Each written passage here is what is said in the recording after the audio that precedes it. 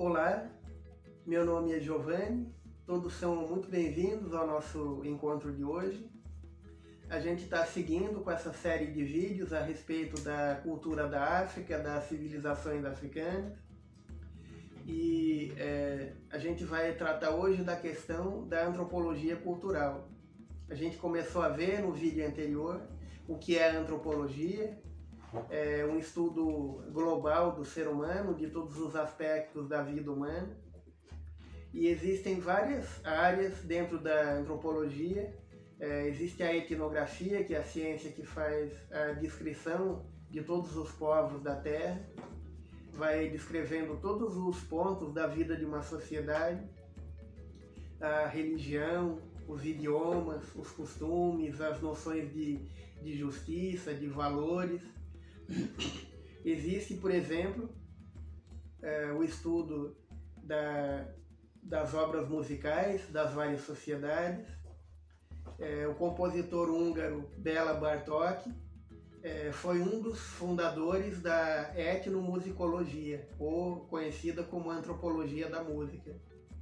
É o estudo do conhecimento, até onde chega o conhecimento das obras musicais em cada sociedade. Então, os antropólogos, no início do século XX, começaram a registrar o conhecimento de música de várias sociedades ao redor do mundo, dos nativos do Havaí,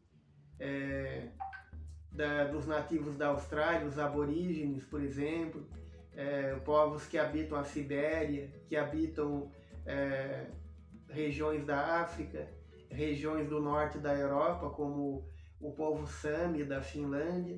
Então existe um estudo muito vasto, né, nessa área.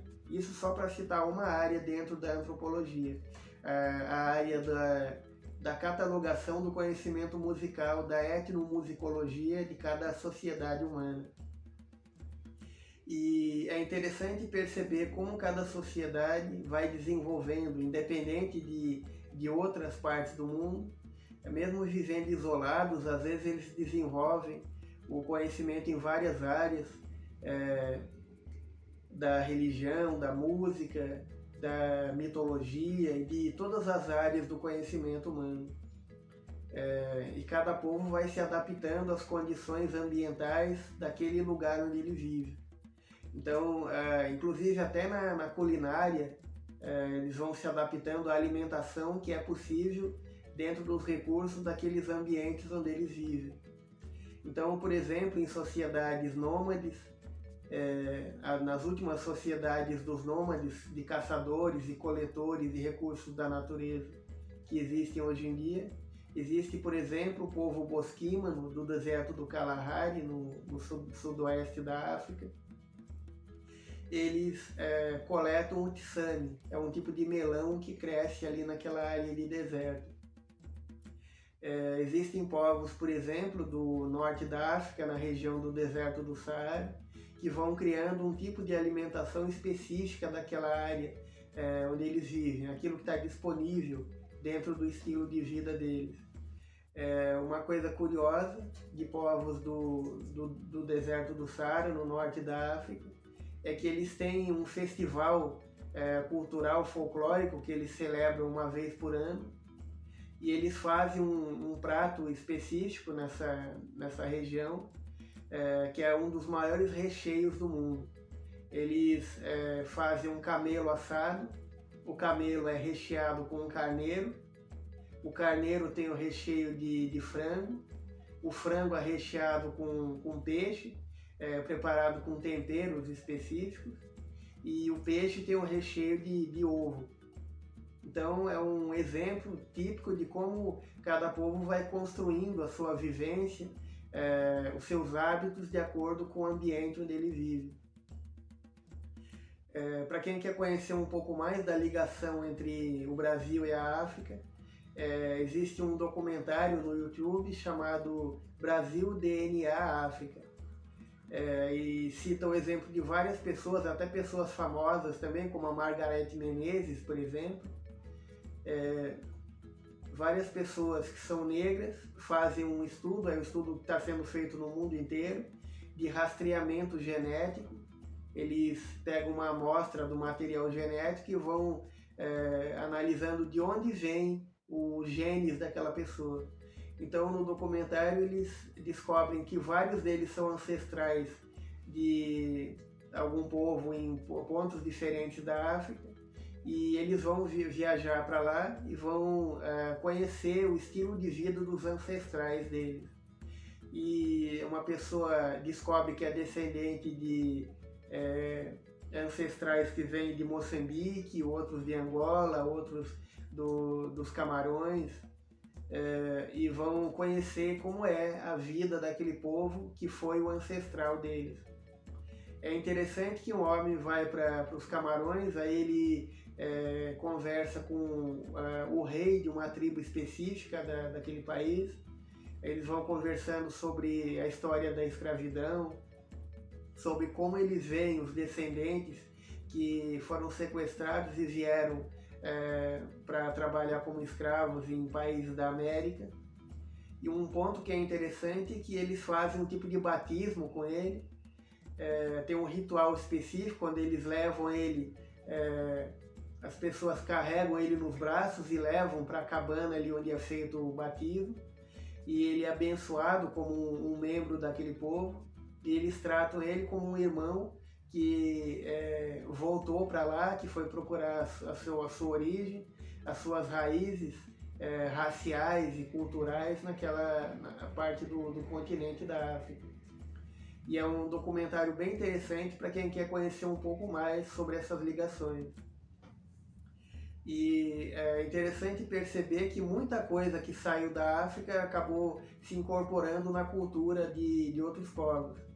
Então existem várias palavras que são de línguas africanas, que fazem parte do português e de outras línguas e outras zonas de colonização na América. Em todos os lugares, na América do Sul, na América Central, no sul dos Estados Unidos, povos da África deixaram ali a sua marca, deixaram uma marca cultural no idioma, na alimentação, na música e em muitos outros costumes. É interessante perceber que muita coisa depois vai sendo distorcida e vai perdendo o sentido. Então o candomblé, por exemplo, tem raízes na África Ocidental. Por exemplo, o orixá Oxum, na Nigéria, ele é cultuado numa floresta, é conhecida como a floresta sagrada de Oxum. É sagrado para aqueles que cultuam essas religiões afro-brasileiras.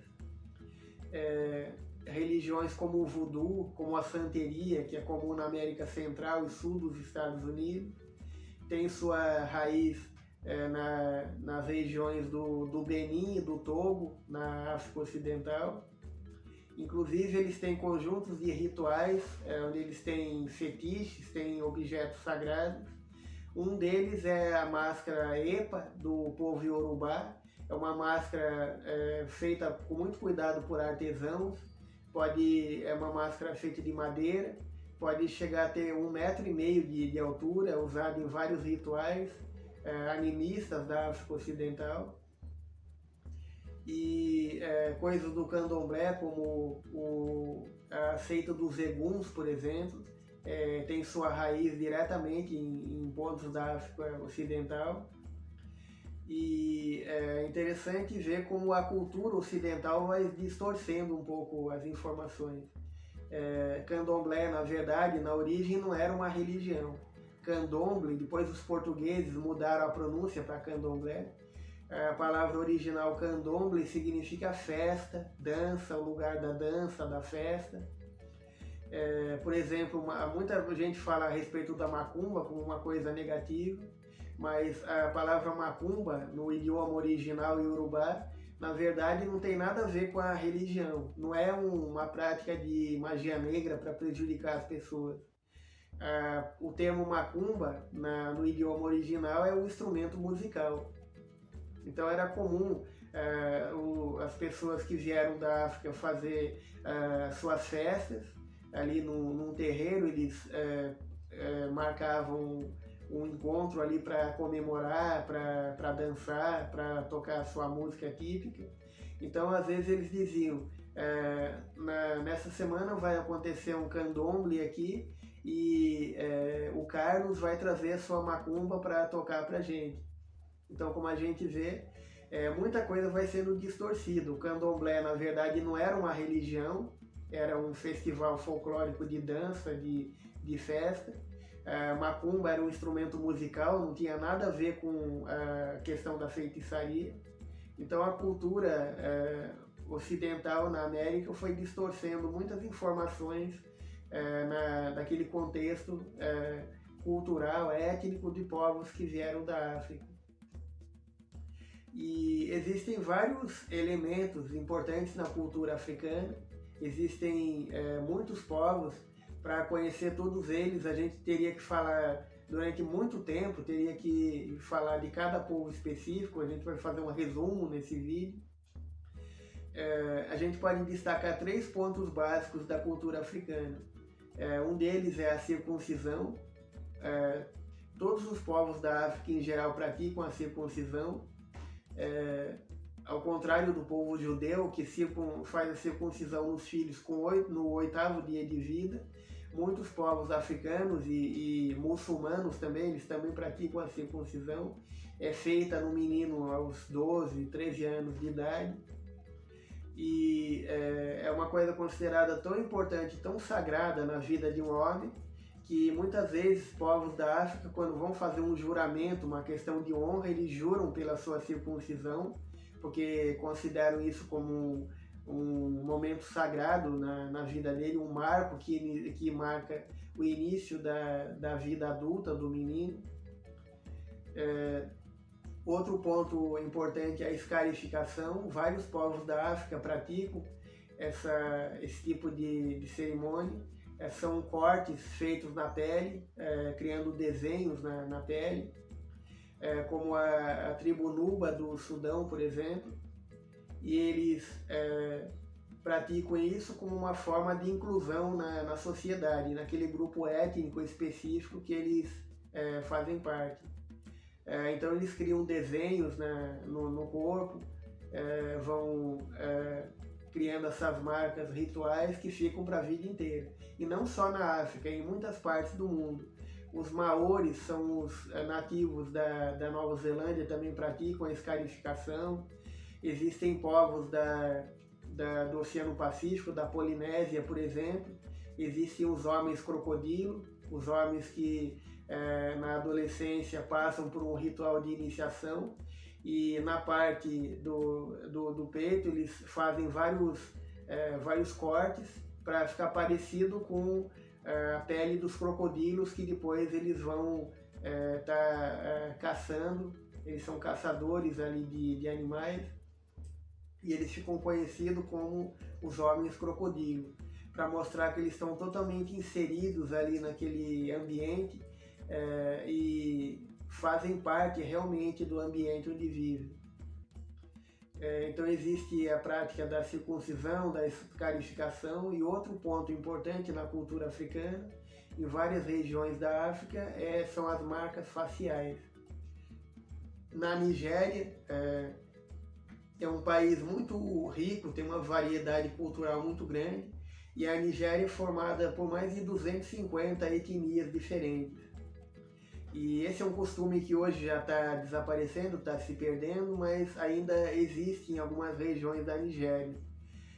Então cada povo tem marcas feitas na face, mostrando a que etnia aquela pessoa pertence. É como uma verdadeira carteira de identidade, é só olhar para uma pessoa para perceber de que etnia ela é membro. Então, por exemplo, no povo Ondo e no povo Igala, eles fazem 3 cortes horizontais nas bochechas, para mostrar que eles fazem parte desse povo. No povo Oio, eles fazem um corte vertical em cada bochecha. Então, em cada etnia existe um tipo de marca específica, que é uma identidade cultural típica daquele povo. Inclusive, tem artigos em revistas que mostram que, às vezes, estudantes se sentem, às vezes, discriminados se sentem excluídos da sociedade na Nigéria, porque às vezes eles ainda não têm essas marcas. Então existe um relato de um estudante de uns 12 anos que praticamente exigiu que o pai dele fizesse essas marcas porque ele estava se sentindo muito perseguido, muito rejeitado na escola porque não tinha as marcas típicas do seu povo. Então, como a gente vê, a cultura africana é marcada por vários hábitos que vão se desenvolvendo ao longo de centenas ou milhares de anos. Fazem parte da identidade cultural de cada povo. E a gente vai analisar as crenças de 3 povos específicos, principalmente. Uma questão importante da África são as sociedades secretas, são os rituais de iniciação. Sociedades mais antigas não tinham o período da adolescência, eles passavam direto da infância para a idade adulta. Então existiam os rituais, os ritos de passagem, onde a criança entrava no mundo adulto. Tinha um conjunto de provas físicas, às vezes muito difíceis, que marcavam a entrada no mundo adulto. E isso acontece também no Brasil, em Índia, em tribos específicas de índios da Amazônia, por exemplo.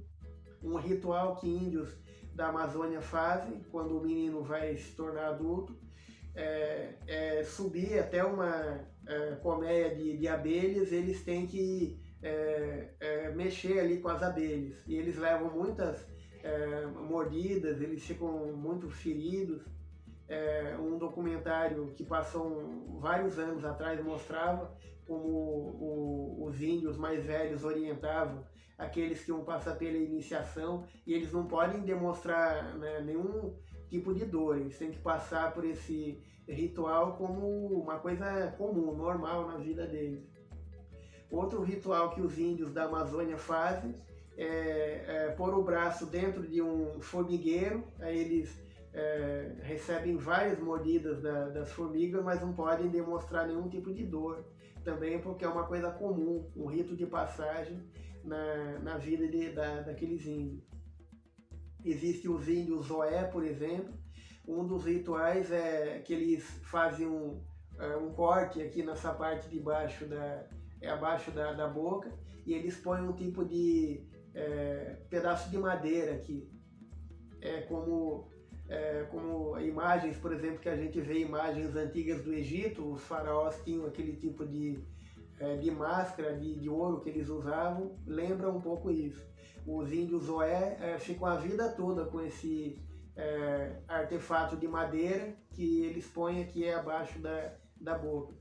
Então cada sociedade específica tem os seus ritos particulares que mostram como uma criança ingressa na vida adulta. Uma coisa interessante na cultura africana é que a criança é considerada muitas vezes como um ser andrógeno, não é considerada ainda nem homem nem mulher, não tem uma identidade sexual definida ainda. Então o rito de passagem serve, incluindo rituais de circuncisão, por exemplo, serve para mostrar a identidade que aquela pessoa vai ter. A partir da iniciação que aquele jovem se torna homem ou mulher, de acordo com os ritos específicos da sua etnia. E existem várias sociedades secretas na África. Por exemplo, no povo, entre os Bambaras do Mali, na África Ocidental, existe essa iniciação. Então, a partir do momento que eles entram ali na cabana para passar pelo ritual de iniciação, eles passam a fazer parte do Komo, que é o grupo de iniciados. E ali eles se tornam os Komotige, que são os jovens adultos que estão ingressando na sociedade. E a partir dali eles têm o dever de conhecer os ritos, conhecer os mitos de criação do mundo, as crenças que eles têm sobre a origem da humanidade, e manter sempre vivo o culto dos ancestrais, de estar honrando, respeitando os ancestrais daquele povo. Por exemplo, no povo Ifé da Nigéria, eles mantêm a cabana ali dos ancestrais, e eles têm uma urna feita de osso, que tem os ossos dos ancestrais deles. é um objeto considerado sagrado, porque marca a origem daquele povo. Em várias sociedades existe o feiticeiro, existe o xamã, como por exemplo os sangomas da África do Sul, que na cultura deles são escolhidos pelos espíritos dos ancestrais para ser o guia espiritual, o líder espiritual daquele povo. Em outros aspectos da vida também, por exemplo, no povo Mitsogo, existe uma sociedade ali fechada, que é a sociedade dos Evolve, e eles são os juízes, são os homens que vão distribuir a justiça naquele povo. Eles passam por um ritual, eles ficam 8 dias afastados da sociedade, ali numa região mais afastada da floresta, e eles passam por um ritual difícil, onde eles chegam até, eles são forçados a comer fezes, eles comem até a carne humana, porque eles acreditam que a carne humana aumenta o poder físico e o poder mental deles. E um dos rituais que eles fazem é evocar o espírito da palavra, o espírito Jebasa Tsosa, que é aquele guardião da linguagem, é aquele Deus que facilita para os homens desenvolver a sua linguagem, porque um homem de lei, um juiz, precisa saber falar bem, se comunicar bem com o seu povo. Então é um dos ritos que eles fazem de desenvolver, ser abençoados por esse Deus, o espírito da palavra, para poder desenvolver a facilidade de expressão, para poder fazer um discurso, para orientar o povo e distribuir a justiça naquele povo. E existem várias outras sociedades. Existe, por exemplo, as sociedades criminosas, que existiram durante muito tempo. Hoje, praticamente, essas sociedades, em muitos lugares, desapareceram.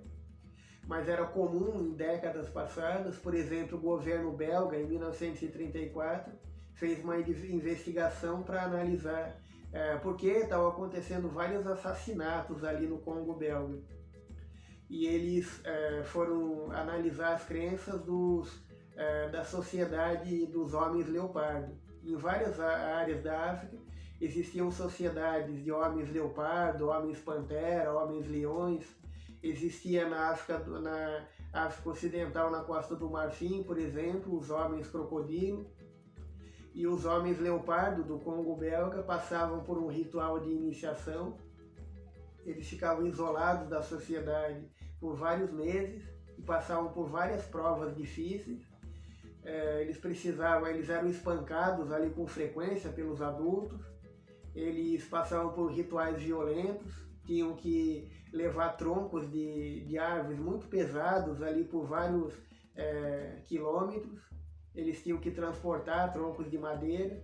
Eles precisavam pular de uma cabana para outra, desenvolver a agilidade física, a força física. Eles passavam por vários desses rituais violentos, e a prova de iniciação deles era cometer um assassinato. Então eles tinham que muitas vezes matar uma mulher ou uma criança para mostrar que eles realmente eram capazes de cumprir aquele dever como um guerreiro daquele povo. Então eles praticavam assassinatos rituais e amedrontavam várias pessoas ali, vários inimigos da sua etnia.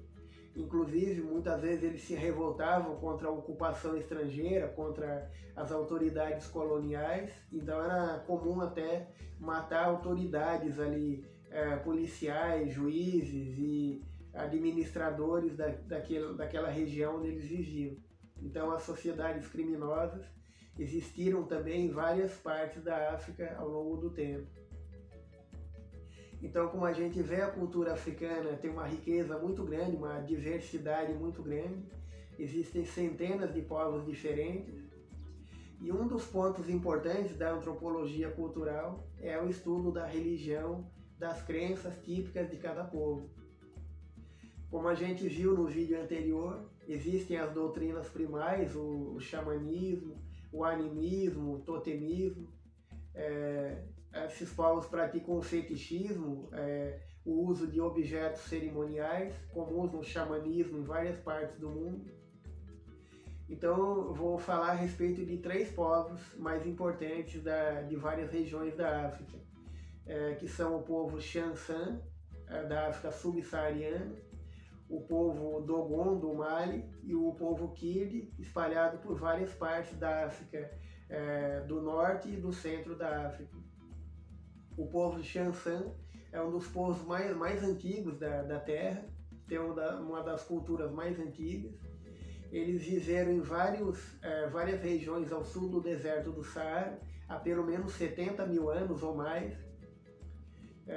No início do século XX, arqueólogos descobriram objetos, ali ferramentas de pedra do povo San, com 44 mil anos de idade, que são praticamente iguais às ferramentas usadas ainda pelo povo San no início do século XX. E ao longo do tempo, em 1994, o governo de algumas nações da África começou a criar uma campanha para levar o povo San da caça e da coleta de recursos naturais para a agricultura. Então a vida deles já mudou bastante nas últimas décadas. E no século XIX, o linguista alemão Wilhelm Blick fez um estudo do povo San. Na verdade, o povo San, a gente fala de um povo, mas são vários povos que fazem parte desse grupo que vivia ao sul do deserto do Saara. E esse especialista na linguagem foi registrando, foi escrevendo todos os ritos de cerimônias e mitos de criação do mundo do povo San. E a partir daí começou, a partir do início do século XX, a se conhecer mais a cultura típica desse povo. E o que é interessante é que o povo San tem uma crença onde o mundo é comandado por um conjunto de forças espirituais, de forças invisíveis. Eles acreditam que existem os espíritos dos mortos, existem os deuses, e na cultura africana, muitas vezes a religião é comandada por um deus maior, o criador do mundo, e existem outros deuses menores. Às vezes existem figuras também um pouco trapaceiras que roubam coisas dos deuses, como fogo, como conhecimento para passar para a humanidade. E isso é interessante que se repete em outras culturas ao redor do mundo. Por exemplo, o mito de Prometeu, na Grécia. Prometeu um personagem, um herói grego que rouba o fogo dos deuses e entrega para os homens. Depois ele é castigado pelos deuses por esse ato de desobediência, de estar roubando uma coisa típica das divindades e entregando para a humanidade aqui na Terra. Então existem vários mitos de criação. Os povos primitivos, é importante perceber que eles viviam num mundo onde não existia conhecimento praticamente. Não existia a ciência, a filosofia. Então, para entender a origem da humanidade e o papel do ser humano no universo, eles criavam mitos, criavam histórias que explicavam a origem de tudo. É interessante para quem ainda não conhece, quem puder pegar o filme Apocalipto, dirigido pelo Mel Gibson, mostra a decadência do povo maia. E tem um ponto nesse filme interessante onde tem um xamã ali que é líder de uma tribo que vive ali na floresta, e ele reúne ali os adultos e também os jovens que estão passando pela iniciação à vida adulta, e ele está contando ali os mitos da origem do mundo, que Deus criou os animais e depois os animais se reuniram e passaram conhecimento para as pessoas. Então é interessante, mostra como existia esse conhecimento da mitologia entre os povos antigos. E tem um filme que passou vários anos atrás sobre os índios da Amazônia. Tem um ponto interessante, onde um menino branco acaba sendo sequestrado pelos índios, ele quando era muito pequeno ainda, e ele passa a viver ali naquela tribo de índios. E tem um trecho do filme onde ele já tem uns 14, 15 anos, e o xamã percebe que aquele menino já está olhando para as mulheres de uma forma diferente, já está tendo uma percepção da sexualidade que está se desenvolvendo ali. E aí o xamã fala para ele, agora já está na hora de morrer. Morrer não é morrer mesmo fisicamente, é passar por um rito de iniciação onde ele vai morrer como criança e vai renascer como adulto. E a partir dali ele vai ser um membro realmente daquela sociedade indígena. E isso é muito comum também nas sociedades africanas.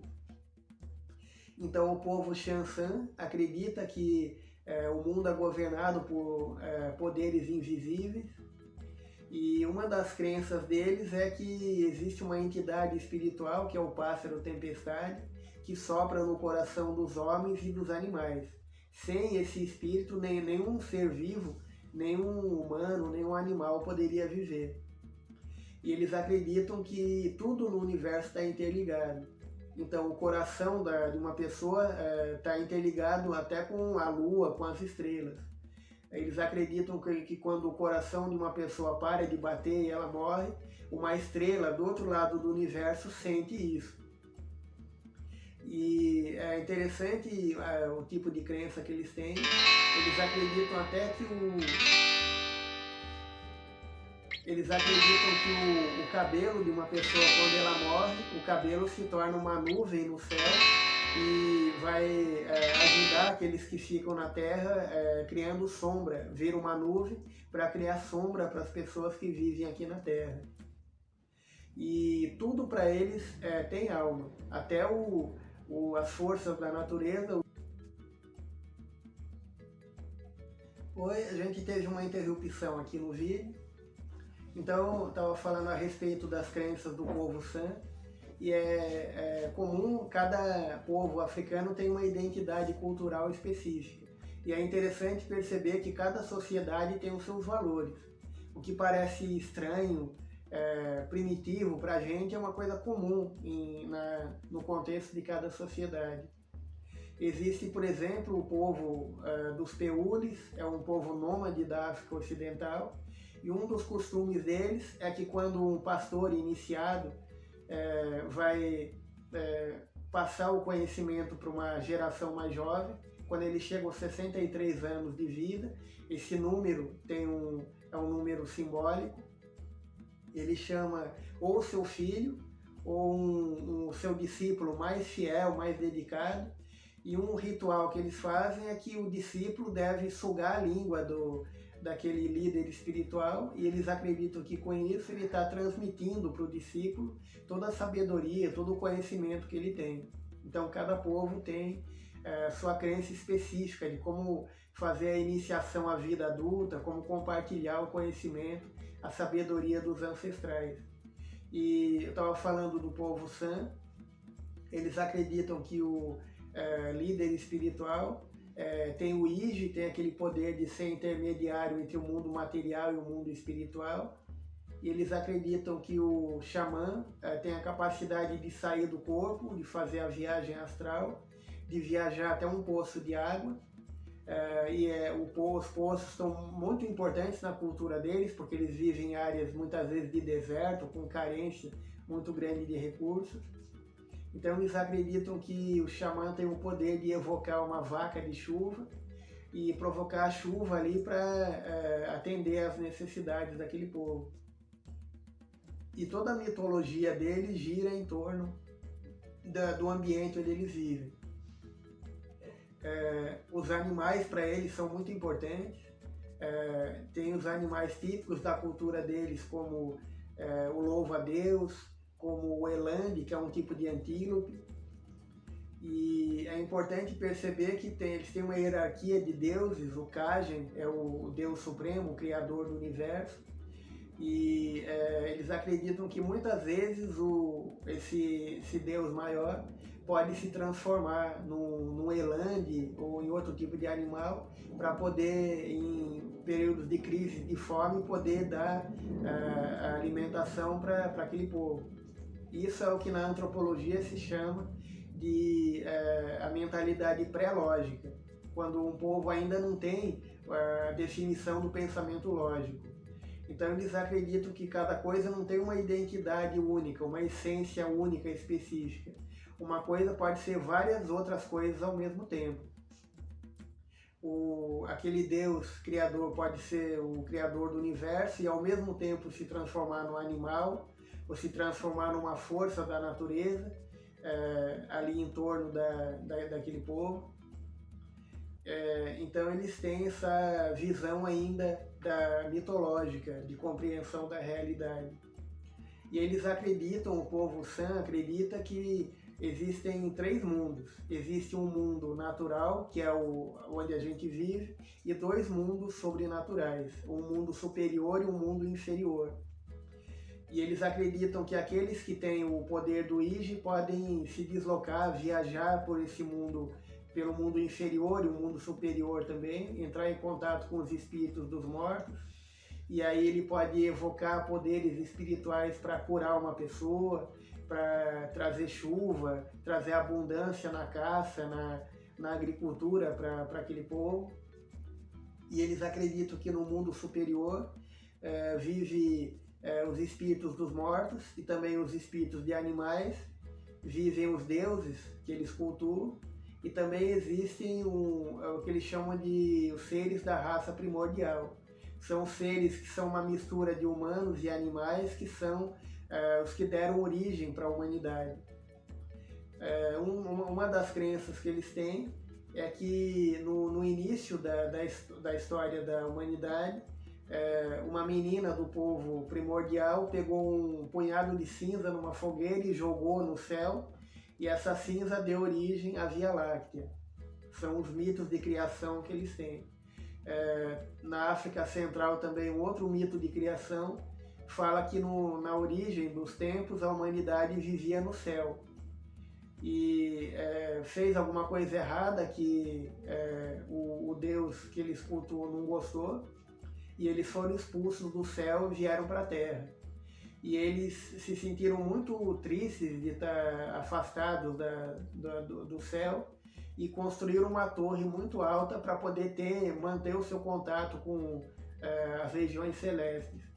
E quando concluíram a torre, eles ficaram muito alegres, fizeram uma festa muito animada no alto da torre, mas Deus não gostou daquela confusão, daquela festa que eles estavam fazendo, e derrubou a torre. E a partir dali eles ficaram para sempre presos aqui na Terra. Então é um mito muito parecido também com dos índios tupis guaranis do Brasil, que também acreditam que na origem dos tempos eles viviam no céu. Para quem quiser conhecer um pouco mais, tem uma série de vídeos sobre a história da filosofia que a gente gravou, e um deles fala do pensamento mítico, onde eu explico esse mito de criação do povo tupi-guarani, quem tiver interesse em aprofundar um pouco mais esse estudo. Então, como a gente vê, o povo San é um povo muito antigo da África subsaariana, tem um conjunto de crenças, onde o mundo é governado por seres espirituais, por esse conjunto de forças de outras dimensões espirituais. Então, tudo na vida deles é comandado por essa noção de que o nosso mundo está interligado o tempo inteiro com outro mundo espiritual. Um outro povo da África é o povo Dogon, do Mali, vive na região de Bandiagara, no Mali, no norte da África. Eles têm um estilo de vida bem antigo, moram em casas feitas com material ali da própria região onde eles vivem, com barro, coberto com palha. E uma das crenças deles é que o mundo foi criado, o povo Shansan acredita que o mundo foi criado a partir de um sonho, o deus Kajen, a partir de um sonho que teve, criou o mundo, e essa crença se repete também no povo Dogon.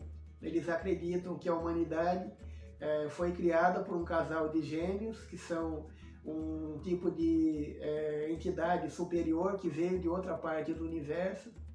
Eles chamam de Nomos. Inclusive, a cada 50 anos eles fazem uma festa, onde eles celebram a descida da Arca dos Nomos na Terra. E eles acreditam que esse povo superior deu uma série de conhecimentos para eles, de agricultura, de organização social, inclusive conhecimentos de astronomia também que eles tinham. Eles acreditam que os Nomos são originários da da estrela, da constelação de Sírius. E eles acreditam que a sociedade, a hierarquia da sociedade reflete toda a estrutura do universo. O povo Dogon acredita que cada elemento do universo tem na sua essência a estrutura do universo todo. Então até um instrumento de trabalho, até um chapéu para eles tem na sua essência toda a estrutura básica do universo. E tudo na sociedade deles é simbólico. Cada vilarejo do povo Dogon tem a forma de um corpo humano. E cada parte ali tem um significado específico. Na região da cabeça fica a parte da forja, onde trabalham os ferreiros que criam os instrumentos de metal que eles usam. Nos pés da vila, naquele corpo humano simbólico, que tem o formato da vila, ficam os templos, o templo religioso onde eles se reúnem para cultuar as divindades que eles acreditam. E na região das mãos ficam as cabanas menstruais, onde as mulheres, no período menstrual, ficam ali para passar por uma série de ritos de purificação. Então, tem uma questão muito importante ali da fertilidade nesse povo. Na região central do corpo ficam as granjas, onde eles criam animais, plantam aquilo que eles consomem. E tudo tem um caráter simbólico no povo Dogon. Existe, por exemplo, o ritual do Dama, que é um ritual feito pelos sacerdotes. Quando uma pessoa morre, eles fazem esse ritual para guiar a alma no retorno na vida além da morte, no retorno ao mundo espiritual. E o Rogon, que é o líder espiritual desse povo, tem uma série de rituais que ele cumpre. Todo dia ele acorda na sua cabana no oeste, e ao longo do dia ele vai caminhando do oeste para o leste, até que no final do dia ele se deita ali, e isso simboliza a viagem do Sol, como a gente vê no horizonte. Na verdade é a Terra que gira em torno do Sol, mas na aparência dá a impressão que o Sol gira em torno da Terra. Então simboliza esse nascer do dia e o morrer do dia no entardecer, na chegada da noite. E o Rogon tem uma série de rituais que ele cumpre.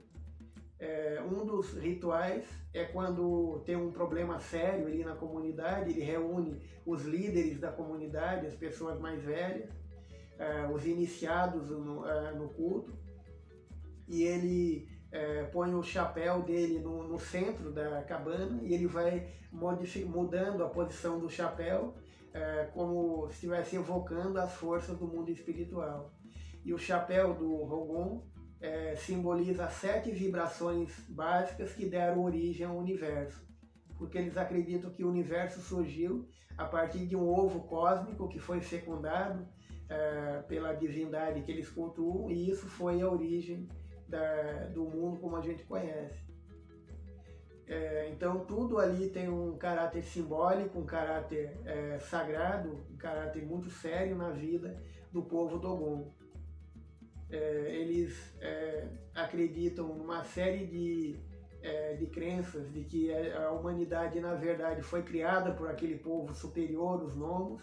Inclusive, muitos estudiosos no século XIX, no século XX, ficaram impressionados com o conhecimento profundo que eles tinham de astronomia. Porque eles dizem que os gnomos deram conhecimentos para eles.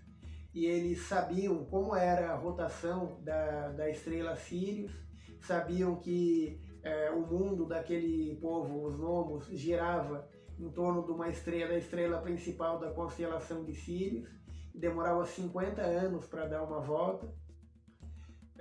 Inclusive eles fazem aquela festa a cada 50 anos para cultuar a memória dos ancestrais que tiveram contato com os gnomos. E eles diziam que existiam 3 estrelas na constelação de Sírius, mas a astronomia só conhecia uma estrela. E depois foram descobrindo a segunda estrela, Sirius B, depois mais recentemente a estrela Sirius C, e viram que o conhecimento de astronomia deles era totalmente exato. E é interessante para os antropólogos, historiadores, arqueólogos, ver como um povo primitivo tinha um conhecimento exato de astronomia, para mostrar que eles tiveram contato com alguma cultura superior que transmitiu esse conhecimento para eles. Então, como a gente vê, muitos povos da África têm essas doutrinas primais, tem o culto do xamanismo, do totemismo, às vezes eles têm um animal que é considerado o ancestral, o iniciador da raça humana, como por exemplo o povo Bassari do Senegal. Eles são conhecidos como o povo das florestas do povo camaleão. Então eles vivem na região de Fouta Djallon, é uma região montanhosa do Senegal, e quando uma criança chega na idade de passar pela iniciação para entrar na vida adulta, tem um ritual, o feiticeiro mata um galo, aí ele analisa as entranhas do galo para perceber, de acordo com o arranjo ali que ele acha naquelas entranhas, se aquele menino ou menina está preparado para entrar na vida adulta, e se ele for considerado apto, vai passar pela iniciação. Então ele passa vários meses ali numa floresta, e eles escolheram como animal de poder o camaleão. No xamanismo é muito comum isso, tem os animais de poder, enquanto os índios dos Estados Unidos às vezes cultuam a águia, cultuam o urso, né? Esse povo típico da África cultua o camaleão, porque quando eles são iniciados, eles têm um conjunto de conhecimentos sagrados que não pode compartilhar com ninguém de fora, com ninguém que não é iniciado e nem com os estrangeiros. Então, assim como o camaleão tem a capacidade de mudar de cor, de se confundir com o ambiente, de se camuflar, eles devem ter a capacidade de esconder o conhecimento daquele que para eles são os profanos, são os não iniciados. E isso é muito comum em muitas sociedades africanas. Existe também, em muitos lugares da África Ocidental, é comum o ritual da necromancia, por exemplo. O sacerdote incorpora uma entidade espiritual e ele faz, a necromancia quer dizer adivinhação através dos mortos. Então, para curar uma pessoa de alguma doença ou de algum mal psicológico também, eles acreditam que às vezes a loucura, a epilepsia é causada por entidades espirituais. Então o feiticeiro evoca forças espirituais para poder curar uma pessoa, para poder ajudar um caçador, ajudar um agricultor a ter sucesso na caça, no plantio ali que ele pratica. Então é muito comum isso em várias regiões da África. E um outro povo também importante, existe um artigo dos anos 70 na revista Planeta que fala a respeito dos Kirdes, o universo sexual dos Kirdes. E é importante perceber que às vezes as informações podem não ser muito atualizadas, não se acha muito material mais recente sobre esse povo. Então, quando a gente se dedica ao estudo de um tema, uma coisa importante é sempre ir atualizando o conhecimento. No primeiro vídeo de estudo sobre a África, eu falei, por exemplo, dos países mais populosos da África. Falei que a República Democrática do Congo tem uma população de 89 milhões de pessoas. Esse é um número, uma estimativa de alguns anos atrás. É a informação mais recente que tem em sites da internet. Mas isso, com o tempo, vai mudando. Com certeza a população já cresceu um pouco mais do que esse número que eles puseram naquele site. Eu falei na questão do estudo da paleoantropologia, dos ancestrais do ser humano. Falei que o Sahelanthropus tiadensis é o hominídeo mais antigo, é o ancestral direto mais antigo do Homo sapiens. Mas o estudo vai mudando. Então, pode ser que o ano que vem, daqui a 10 anos, algum especialista descubra outro hominídeo mais antigo, com mais de 7 milhões de anos, que é a idade do Sahelanthropus tiadensis, mas talvez alguém futuramente descubra algum ancestral com uma idade mais anterior a essa. Então, é importante sempre a gente ter a mente aberta para novas informações e ir atualizando o conhecimento.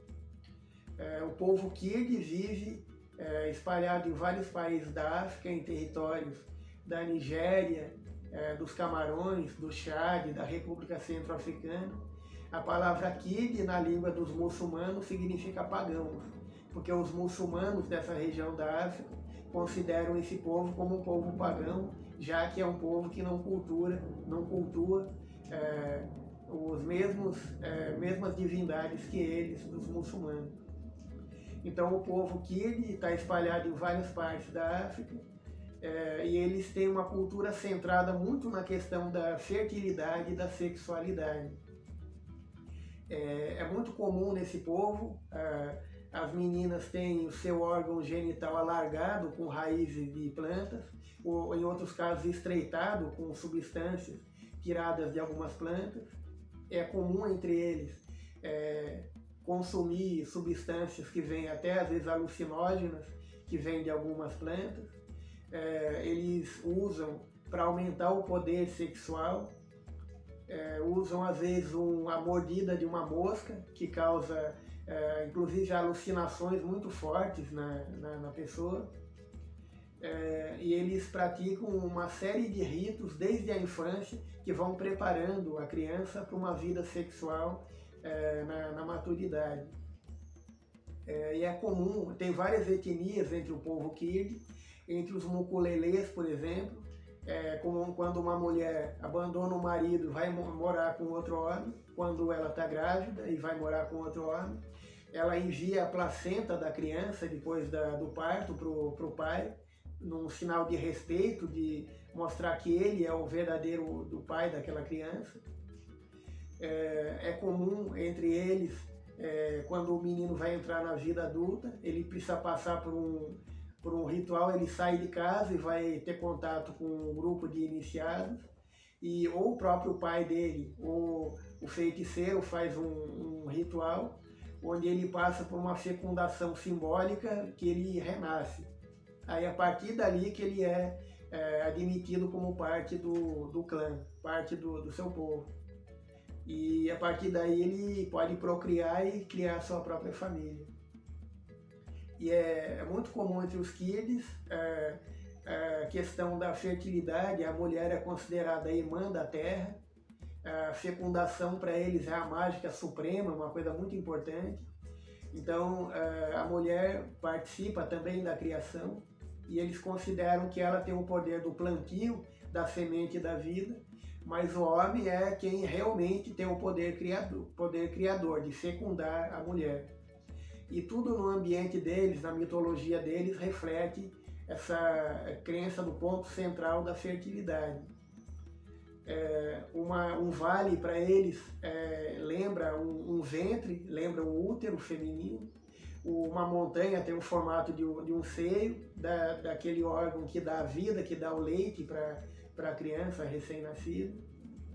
Inclusive, quando tem crises muito grandes de seca, o feiticeiro chama 3 mulheres grávidas da comunidade e elas devem urinar num campo para fertilizar aquele campo. E ele faz um ritual com 12 pedras brancas e negras. A pedra tem ali um arranjo simbólico, tem um significado específico. O feiticeiro abre a sua bolsa e tira um pó mágico preparado por ele para fertilizar o solo e levar a natureza a produzir a chuva. Isso se repete também, como a gente viu no povo Dogon, a bolsa e o cajado do líder espiritual é o cajado do mundo. A bolsa dele também, ele tem as ervas curativas e vários objetos rituais, é chamado de a bolsa do mundo. E entre os Kirgues também existe isso. Então existe esse ritual. Existia também o ritual quando tinha epidemias de varíola, por exemplo, que eram comuns até os anos 70. O feiticeiro fazia uma reunião, reunia o povo, e ele invocava forças da natureza e eles acreditavam que ele estava, na verdade, transferindo aquela doença da varíola para os ratos e outros animais que iam curar o povo, levar embora aquele mal físico que estava afetando aquela comunidade. Então tem um conjunto de rituais do povo Kid que domina toda a vida deles. Eles fazem oferendas para as pessoas mortas, põem a comida ali. Às vezes os estrangeiros perguntavam para eles: por que vocês dão comida se ela nunca é consumida pelos mortos? E eles diziam: é porque os mortos, na verdade, consomem a substância invisível que existe na comida. Então eles acreditam que não existe sobrenatural, tudo para eles faz parte do universo natural. Então eles acham que cada coisa tem a sua parte espiritual também. E assim como os povos ocidentais olham para o céu, às vezes, para procurar sinais do destino da humanidade, o povo Kid, ao contrário, olha para a Terra, porque eles acham que a vida vem da Terra, as plantas nascem da Terra, e os animais da Terra são sagrados para eles, o escorpião, as formigas e todos os povos ligados mais à Terra. E eles têm uma série de superstições. Eles acreditam muitas vezes que os mortos podem voltar para castigar aqueles que não cumprem as tradições, não cumprem os rituais. Então tem um conjunto de amuletos, às vezes eles dormem protegendo o nariz, a boca, os órgãos genitais, porque acreditam que o espírito do morto pode prejudicar as pessoas. E eles dizem, da mesma forma que o vento é invisível, mas ele tem o poder de transportar as folhas, os mortos também têm o poder de causar doenças ou restaurar a saúde das pessoas, de trazer abundância no plantio, na caça, na colheita. Então tudo na vida deles é dominado por esse simbolismo centrado na questão da reprodução. Quando uma pessoa tem um sonho, o feiticeiro também interpreta esse sonho. Do ponto de vista também, ele acha que por trás de tudo tem uma intenção sexual, criativa por trás de cada coisa. Porque se a vida vem da reprodução, a reprodução é uma coisa sagrada para eles, uma coisa fundamental no universo. Entre os Lacas, por exemplo, uma outra etnia do povo Kid, quando eles vão fazer o plantio ali na agricultura, tem um ritual onde a comunidade se reúne num campo e as meninas virgens dessa comunidade fazem um semicírculo em volta das pessoas e elas dançam ali, celebrando aquele momento importante, que é o momento do plantio, onde a terra vai ser fecundada. Elas têm uma dança específica que elas vão fazendo, e um dos rituais é de duas meninas que vão dançando e elas vão se abraçando, vão se acariciando e vão simulando uma união sexual de uma forma bem realista, como se fosse mesmo uma prática sexual. Então isso mostra como a cultura dos Kids é centrada na questão da reprodução, da origem da vida. Eles acham que nada está isolado, cada pessoa faz parte de uma corrente sem fim, que liga os ancestrais desde o início da humanidade até os seus pais, liga depois as futuras gerações, os seus filhos. Então existe uma corrente ininterrupta de vida que liga tudo, as pessoas, os animais, as plantas e tudo, assim como na Bíblia é dito que Adão é feito do pó da terra, que o ser humano tem uma ligação íntima com a terra. Os Kids também acreditam que o ser humano é ligado intimamente à terra, que é a fonte geradora da vida. Então a gente vê que a África tem uma diversidade cultural muito grande, são centenas de povos, cada um com suas crenças específicas, cada um tem uma riqueza muito grande de conhecimento, de tradições que vêm de milhares de anos das gerações ancestrais. E é um continente muito rico de informação para a gente analisar do ponto de vista da antropologia de todas as culturas humanas. Para finalizar, eu vou citar um trecho da obra Os Sertões, do escritor brasileiro Euclides da Cunha. É muito importante para quem quiser conhecer um pouco mais a antropologia de um povo. Euclides da Cunha escreveu esse livro sobre a Guerra de Canudos, uma guerra de uma comunidade religiosa contra o governo do Brasil do início da República, entre 1896 e 97.